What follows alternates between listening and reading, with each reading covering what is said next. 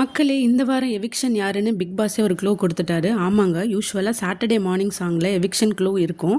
அதை டீகோட் பண்ணி பார்த்தா அந்த வாரம் எவிக்ஷன் ஆக போகிற ஒரு கண்டஸ்டன்ட் கூட அது கனெக்ட் ஆகும். இந்த பாட்டு ஜோசியம் சீசன் 5ல் அதாவது ராஜ் வின் பண்ணார்ல, அந்த சீசன்லேயே ரொம்ப ஃபேமஸ் ஆச்சு.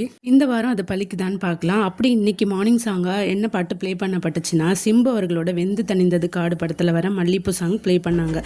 இதை டீகோட் பண்ணி பார்த்தா 2 கண்டஸ்டன்ஸ் கூட கனெக்ட் ஆகும். ஒன்று துஷார், இவர் சிம்பு அவர்களுடைய பெரிய ஃபேனுன்னு நம்ம எல்லாருக்குமே தெரியும். பிகாஸ் சிம்பு அவர்களை இன்ஸ்பிரேஷனாக வச்சு தான் துஷாரும் மீடியாக்குள்ளே வந்துட்டு விஜய் சேதுபதி சார்கிட்ட லான்ச் அன்னைக்கு ஸ்டேஜில் ஷேர் பண்ணியிருப்பார்.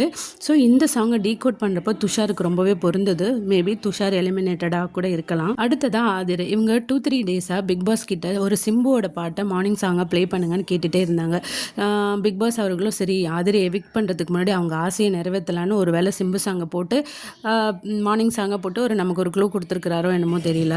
2 பேருக்குமே பெருசாக ஓட்ஸ் இல்லைன்னு சொல்லலாம். ஒருவேளை 2 பேருமே எலிமினேட் பண்ண போகிறாங்களான்னு இன்னைக்கு ஈவினிங்குள்ளே நான் உங்களுக்கு அப்டேட் பண்ணுறேன்.